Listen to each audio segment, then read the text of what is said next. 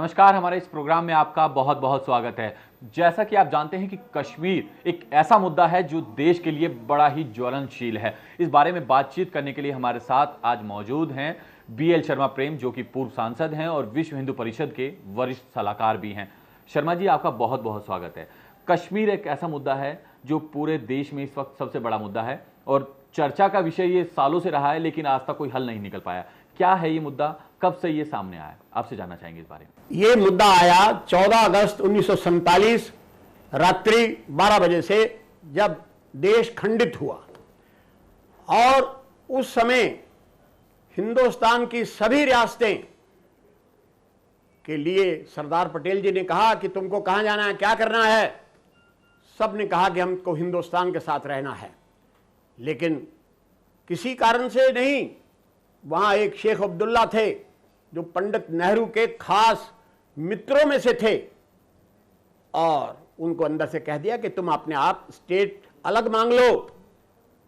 जब हरि सिंह जी ने उसका विरोध किया तो कठुआ नाम का स्थान है, शुरू में ही पठानकोट के बाद, वहां पर रोक लिया गया। किसको? नेहरू को, कि हम नहीं जाने देंगे। तब से दुश्मनी नेहरू जी की बढ़ गई और यहां से मामला विवाद शुरू हो गया। हरि सिंह जी चाहते थे हम स्वतंत्र रहें, लेकिन राष्ट्रीय स्वयंसेवक संघ के सरसंघ चालक परम पूजनीय गुरु जी स्वयं वहां गए। उन्होंने कहा कि नहीं, ये गलती मत करना, कश्मीर हमारा माथा है, हम लुटा देंगे जवानी, एक क्या लाखों यहीं पर, हम चढ़ा देंगे सुमन देश की नववेदिका पर, जग उठेंगी हड्डियां, सोई पड़ी चित्तौड़ रग में, पर ना मां की मांग का सिंदूर लुटने पाएगा। ये कश्मीर हमारी मां का सिंदूर है, ये झुक नहीं सकता किसी भी कीमत पर। और हरि सिंह जी ने अल्टीमेटली सरदार पटेल के सामने लिख करके दे दिया कि हम एक्सेशन करते हैं। उधर से कबायलियों ने हमला कर दिया 1948 के अंदर। कबायलियों के हमला होते सारी मैं आज सारी दुनिया को बताना चाहता हूं कि जो जम्मू कश्मीर की स्टेट की मुस्लिम आर्मी थी, वो सब महाराजा हरि सिंह को छोड़कर और जाकर कबायलियों के साथ मिलकर, it is on the record. इतना ही नहीं तो डॉक्टर श्यामा प्रसाद मुखर्जी ने कहा कि हम सत्याग्रह करेंगे। ये है डॉक्टर श्यामा प्रसाद मुखर्जी, भारतीय जनता पार्टी के वन ऑफ द फाउंडर्स। ये है, यहां से होती है शुरुआत, यहां से बात प्रारंभ होती है। फिर कहा कानूनी बात लगाओ। हमारी सेनाएं, हिंदुस्तान की सेनाएं कैसे वहां उतरे? वहां कोई भी एयरपोर्ट नहीं था। आरएसएस के 2200 कार्यकर्ताओं ने, मैं सियालकोट का रहने वाला हूं, मैं जम्मू में था, हम लोगों ने तैयार करके पहला हवाई जहाज टट्टू ग्राउंड पर उतारा।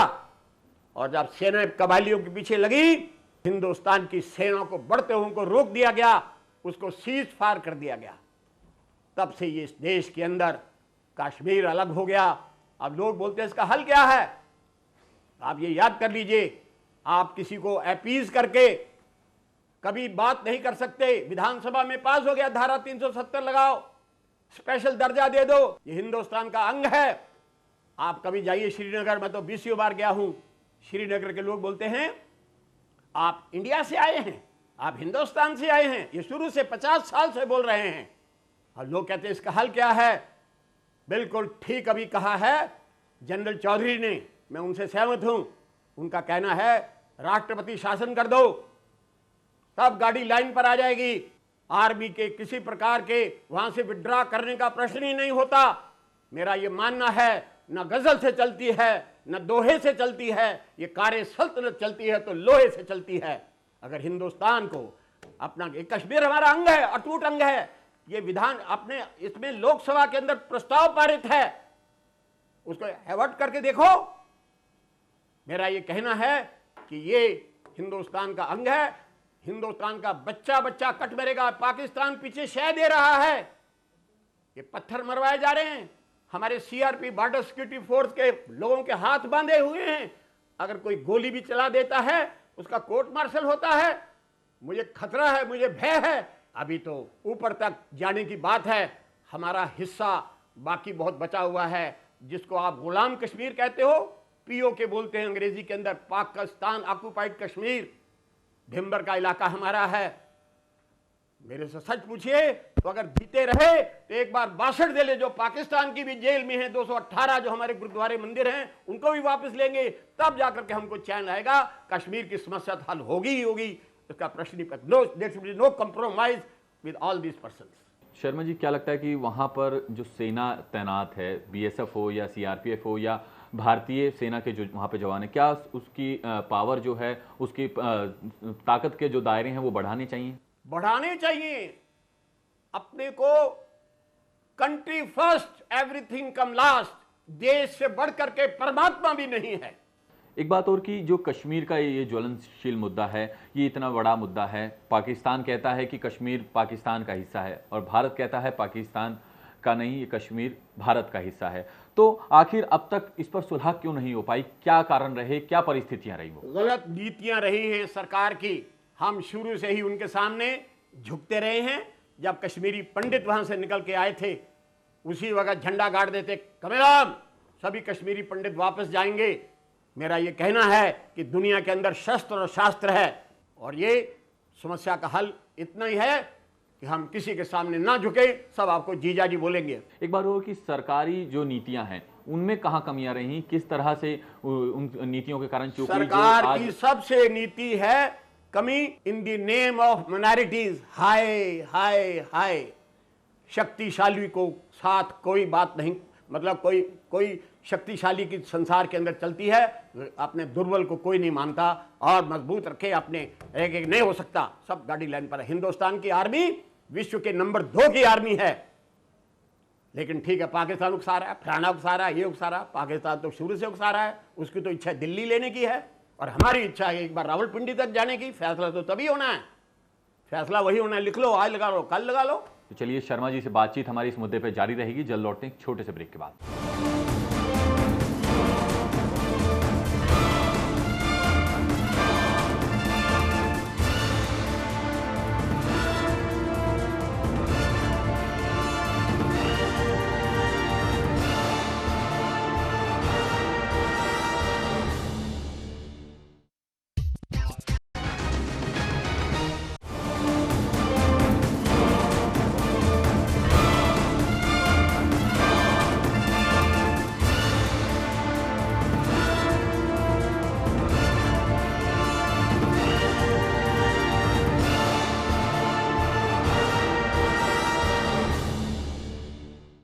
ब्रेक के बाद एक बार फिर आपका स्वागत है। कश्मीर मुद्दे पर हम शर्मा जी से बातचीत कर रहे थे।